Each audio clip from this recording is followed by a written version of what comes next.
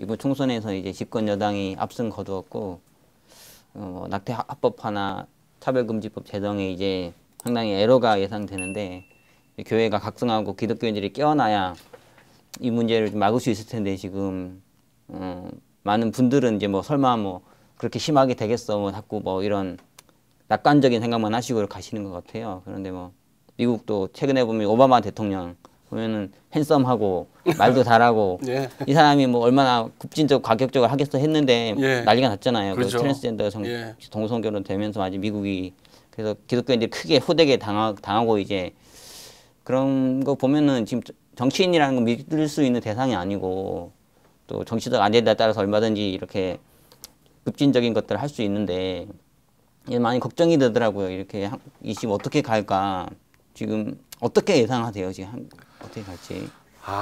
우리 한국 분들이 뭐 교인이나 국민들 다 특이한 그 국민 정서가 좀 있어요. 네. 누가 한 명이 나타나서 이렇게 좌좌작 이렇게 해결해 주지를 원하는 네. 그런 게 좀 있어요. 뭐 이순신 장군이 안 나타나나? 뭐 이런 막연한 어떤 히어로를 이렇게 기다리는 것들이 있는데 좀 우리가 처음에 제일 필요한 게 뭐냐면은 이제 생각할 적에 이건 장기전이라고 생각해요.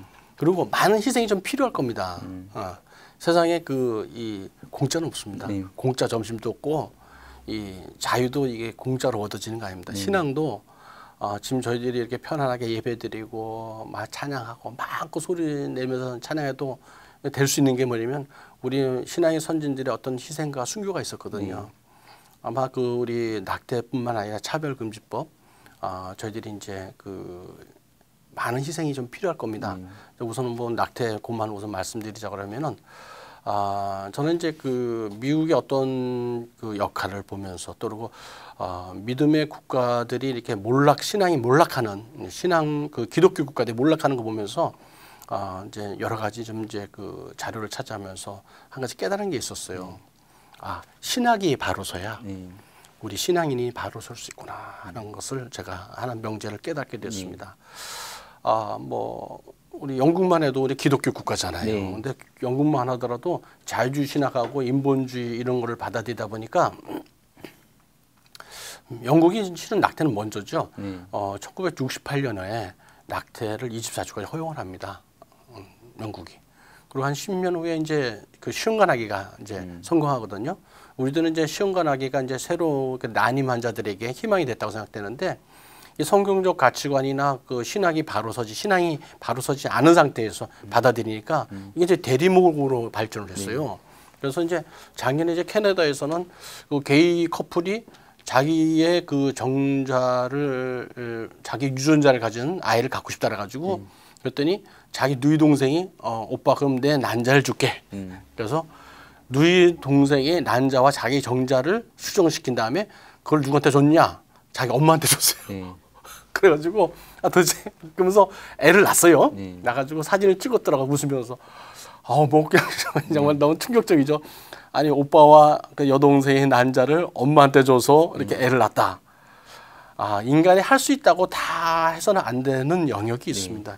하나님이 하지 말라는 거 하지 말아야 되거든요. 근데 이런 일이 벌어지고 있습니다. 이제 뭐 캐나다도 이제 많은 선교사를 우리한테 보내줬고 영국도 보내주지 않습니까? 그런데 그게 이제 순서대로 진행되는 순서가 있더라고요. 제일 먼저 이제 여성 인권을 주장하면서 페미니즘을 주장하면서 피임의 권리를 주장하고 그다음에 들어오는 게 낙태를 허용을 주장합니다. 그다음에 이제 주장하는 게 뭐냐면 이제 이 대리모와 함께 이 배아 줄기 세포 연구를 위해서 배아를 파괴할 수 있도록 허락해달라 이걸 요구합니다. 그다음에 이제 오는 것들이 이제 순서 생명윤리하고 아주 신앙과 밀접하게 이제 궤를 같이 하는데요.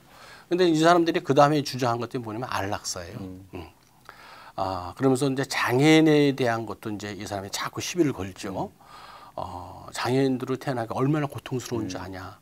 차라리 태어나지 않는 게 좋다. 이러면서 낙태를 유도합니다. 그런데 뭐 장애인들이 태어나지 말아야 될 이유가 뭐가 있을까요? 그분들이 불행하다고 하는 건 내 판단이지 하나님 보시기에는 똑같거든요.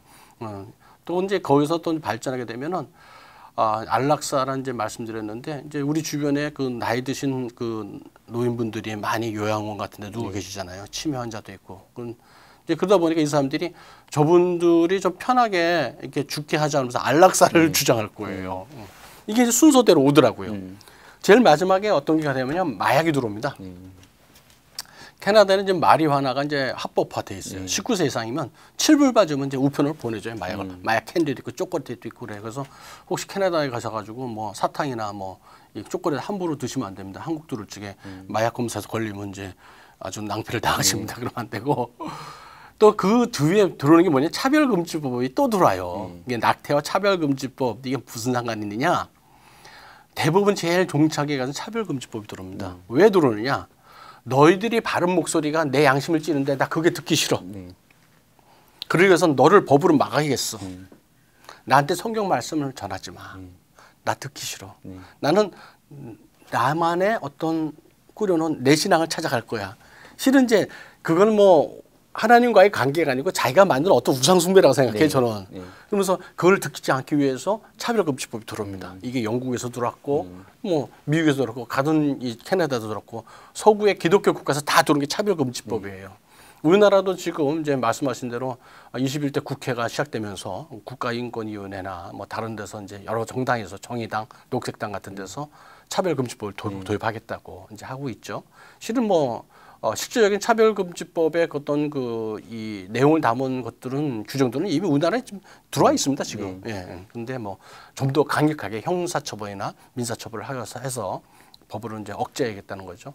근데 낙태도 이제 마찬가지입니다. 이제 금년 말까지 저희들이 낙태에 대한 그 처벌. 그러니까 요번에 이제 법률적으로 왜 문제 있다고 말씀드렸냐면 그 헌법 불합치가 그 이제 형법 269조 1항과 270조 1항 이게 뭐냐면 낙태를 한 그 여성분과 의사만 처벌받게 돼 있거든요. 요게 이제 그 잘못됐다, 불합리하다. 이제 이걸 갖다 법적 불합치라고 그랬는데 실은 이제 이게 누군가가 빨리 이걸 손을 봐서 낙태죄에 대한 것을 이게 정리를 했어야 되는데 우리나라 정치인들은 이제 좀 비겁한 부분들이 많아요. 아무도 안 하려고 그랬었어요.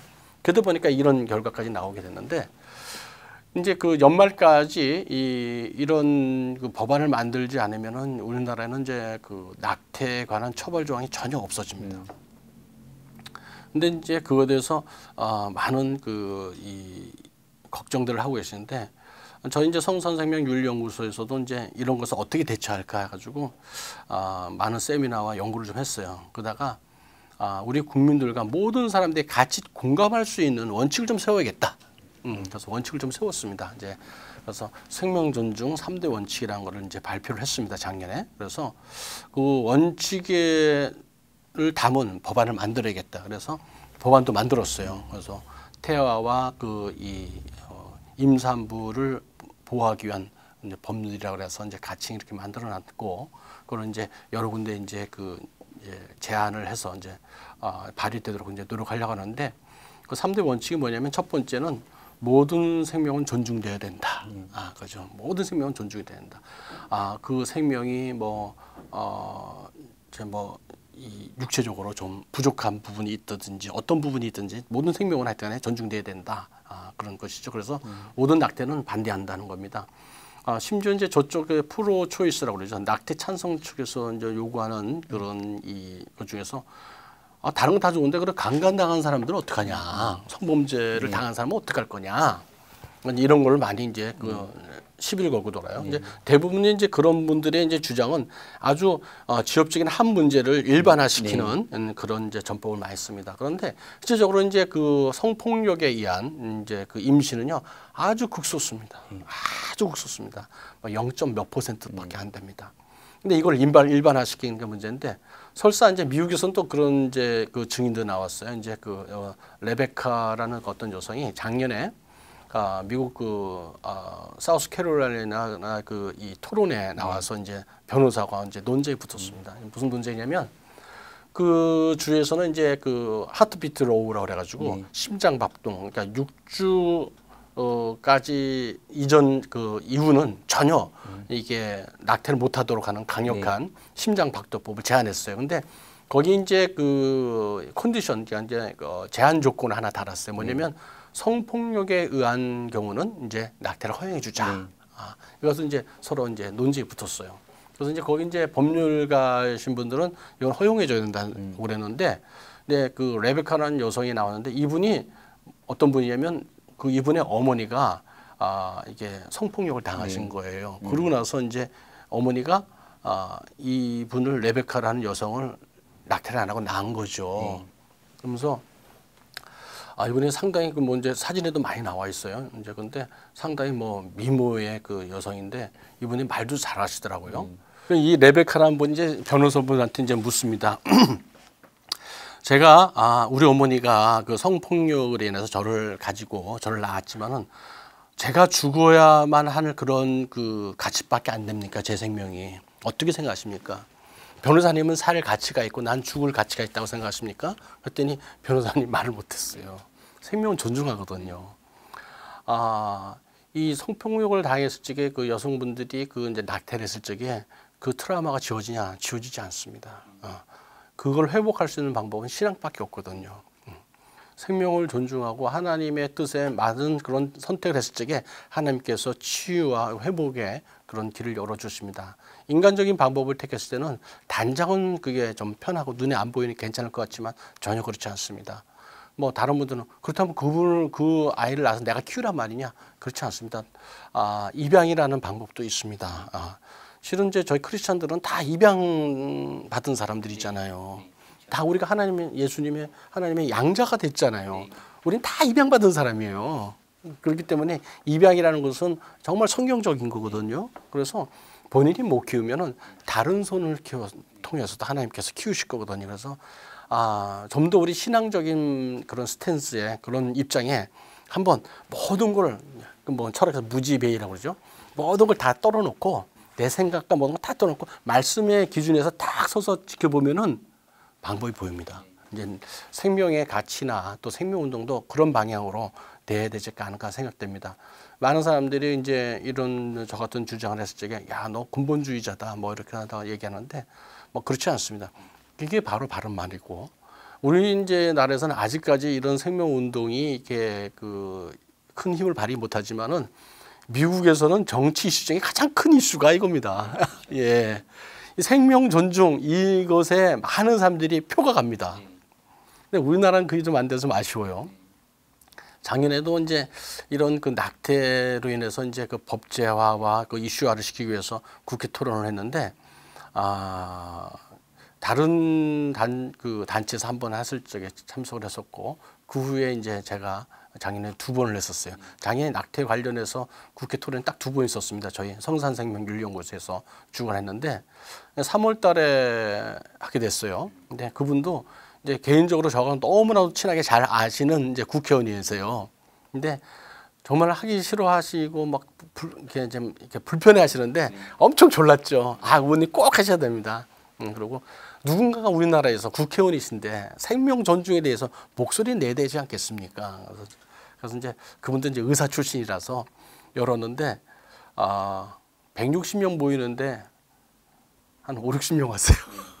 가지고 그것도 이제 누가 왔냐면 뭐 저희 가족들 다 동원하고 저희 뭐 아내 뭐 여동생의 그 뭐 이제 뭐 이렇게 친척들 다 모으고 그다음에 단체들 이렇게 뭐 모으고 이제 그 언론사 다 모은 게 한 그것밖에 안 되는 거예요. 썰렁했죠. 근데 3월 달에 하고 나서 4월 11일 날 이제 바로 결정이 난 거예요. 그래서 맥이 쭉 빠지잖아요. 근데 그 당시에 이제 이렇게 어떻게 해야 되나 하고 고민을 하고 기도를 하는데 하나님께서 마음을 주시더라고요.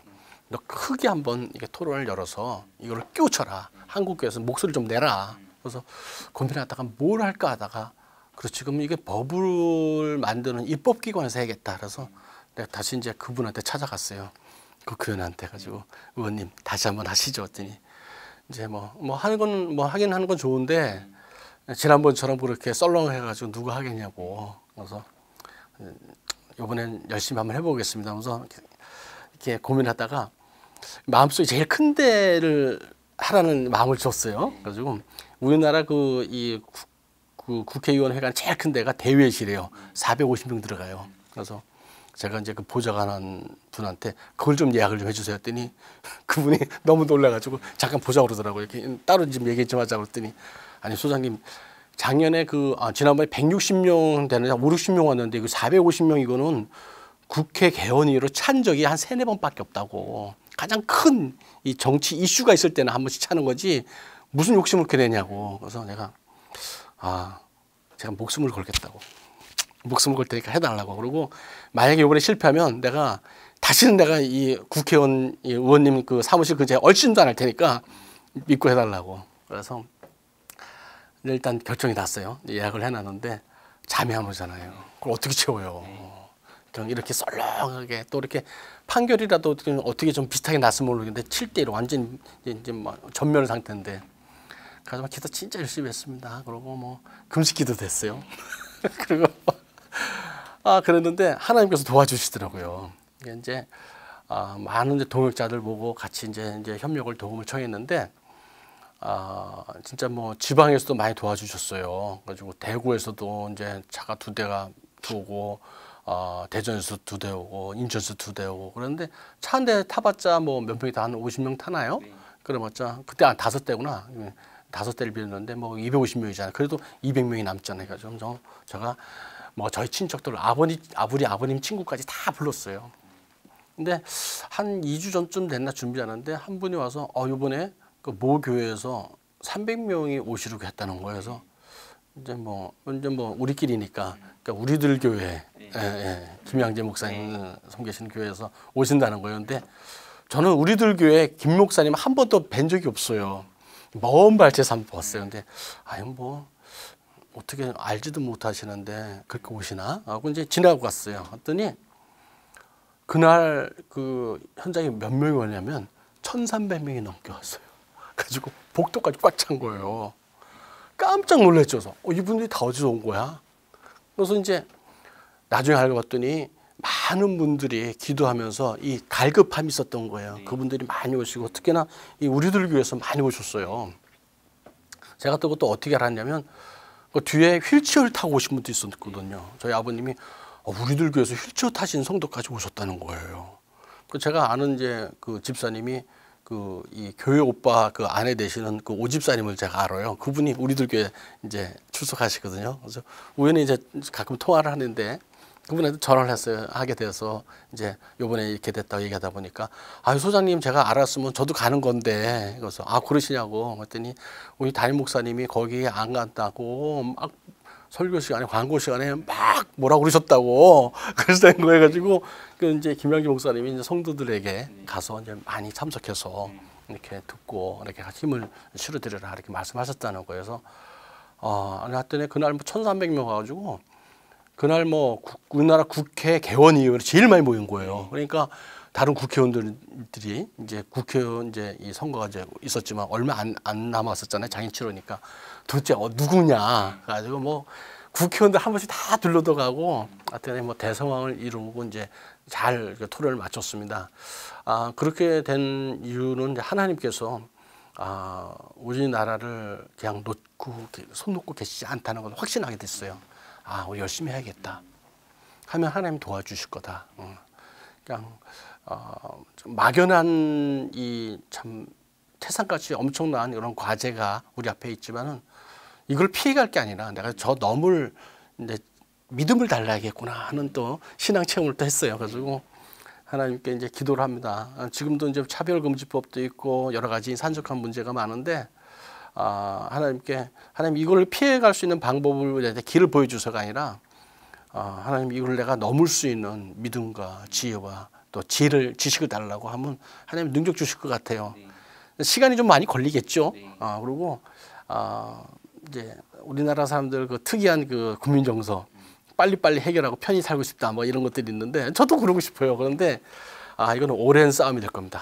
아주 지난한 싸움이 될 텐데 우리가 지치지 않도록 항상 이제 이 신앙의 양심과 우리 신앙의 윤리적인 민감도가 떨어지지 않도록 항상 깨어 있어야 됩니다. 진짜 그래야 될 것 같습니다. 특히나 우리 신학교가 좀 바로 서 주셨으면 좋겠어요.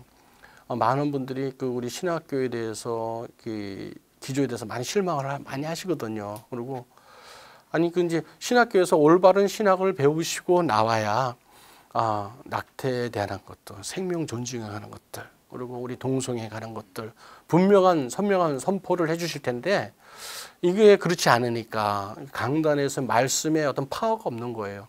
선명한 말씀이 선포가 안 되니까 나머지 거는 당신들 알아서 결정해라 이렇게 하면 안 되거든요. 그러니까 올바른 신학을 배우신 목사님들이 나오셔서 올바른 설교를 해주실 적에 그 밑에서 듣고 있는 많은 성도들 거기에는 이제 뭐 많은 사람도 있죠. 저 같은 의사도 있고 뭐 교수도 있고 법관도 있고 공무원도 있고 행정가도 있고 다 있을 겁니다. 그분들이 각 영역에 가가지고 이제 선포하는 거죠. 하나님의 축구를 선포하는 거죠. 아 이건 아니다. 이건 틀렸다. 뭐 진짜 강단에서 뭐 전 진료 현장에서 정치인들은 뭐 국회와 또 공무원들은 뭐 현장에서 하나님의 선한 영향력과 그 기준을 펼칠 수가 있잖아요. 그게 이제 바로 우리나라는 이제 신학교에서부터 좀 힘을 내주셔야 된다. 그래야 목사님들이 바른 목사님들이 나오신다는 거죠. 지금 뭐 이제 보면은 뭐 많은 이제 신실한 분들이 이제 신학을 하시고 목사님을 준비하고 계시지만 우리나라의 모든 사조들은요 이 유물론적인 이 베이스에서 교육을 받지 않습니까? 근데 그 사고를 다 우리 성경적 가치관으로 완전히 깬 다음에 다시 이 세계관을 정립하지 않으면은 혼합된 그런 가치관을 가지고 나오시거든요. 그러다 보니까 스탠스가 흔들려요. 낙태 그 정도 요 정도까지 허용해도 되는 거 아니야? 이렇게 흔들 수도 있고 동성애 이런 건 너무 불쌍하니까 봐줘야 되는 거 아니야? 이렇게 흔들 수도 있고 차별금지법 그럼 뭐 성적 지향만 빠이면 되는 거 이렇게 흔들려 버리거든요. 이게 우리가 하나를 잘못했을 적에 이게 그 잘못된 그 이 엄청난 많은 그 이 나쁜 결과가 온다는 거 우리가 여기서 좀 많이 알고 있잖아요. 그 중동 속담에 그 낙타의 코라는 게 있습니다. 네. 저도 이제 가끔 이제 윤리할 적에 이제 많이 써먹는데 이제 사막 지방이 이제 춥잖아요. 일구 잘 크니까 이제 낙타도 춥겠죠. 그러니까 이제 밤에 추우니까 이제 천막 안으로 이제 낙타 코를 쓱 대밉니다. 이렇게 그때 이제 낙타도 춥겠거니 내버려두면 이제 아침이 자고 나면 낙타가 이제 천막을 다 차지하고 주인은 밖으로 내쫓아버리죠. 이런 이제 속담인데 처음에 코를 내밀었을 적에 코를 세게 치라는 거예요. 처음에 받아들이지 말라는 거죠. 그러니까 이제 저는 이제 생명윤리를 하다 보면 생명윤리에 그 미끄럼틀 효과라는 게 있습니다. 미끄럼틀 효과. 이 하나를 이렇게 생명윤리에서 허용하게 되면 미끄럼을 타듯이 걷잡을 수 없거든요. 이게 이제 미국이나 영국의 역사에서 보면 차별금지까지 이어지는 거예요. 그래서 처음에 아직까지는 우리가 미끄럼틀을 탈까 말까 하는 단계이기 때문에 처음에 아주 강하게 저항을 해야 됩니다. 강하게 저항을 해야 낙태도 강하게 저항을 하고 차별금지도 강하게 저항을 해야 이제 이것들이 이제 들어오는 걸 막을 수가 있고 다시 우리가 회복할 수 있는 전기를 마련하거든요. 이런 것들이 이제 우리 한국 교회에서 일어났으면 좋겠는데 기존의 목사님들 힘 좀 내주셔서 강단에서 이 생명에 관한 올바른 말씀 선포도 좀 해주시고 동성애에 관한도 확실하게 좀 해주시고 특히나 신학교에서 좀 확실하게 좀 해주셨으면 좋겠어요. 간혹 신학교 교수님들의 어떤 이 내용을 들으면요 신앙은 없고 신학만 지식만 있는 듯한 느낌이 많이 들어요. 그래서 상당히 그런 말씀이나 책이나 글을 보면서 섬찟섬찟하거든요. 그래서 좀 위험하지 않는가 하는 생각도 드는데 틀림없이 그런 분이 있습니다. 신학교에. 그런 분들 좀 바로 신학적인 그 이 스탠스를 바로 잡아주셔서 정말 하나님 중심, 이 성경 중심, 교회 중심의 어떤 신학적인 그런 베이스를 기초를 잘 가르치시고 이렇게 주장을 좀 강단에서 말씀을 해주셨으면 좋겠어요.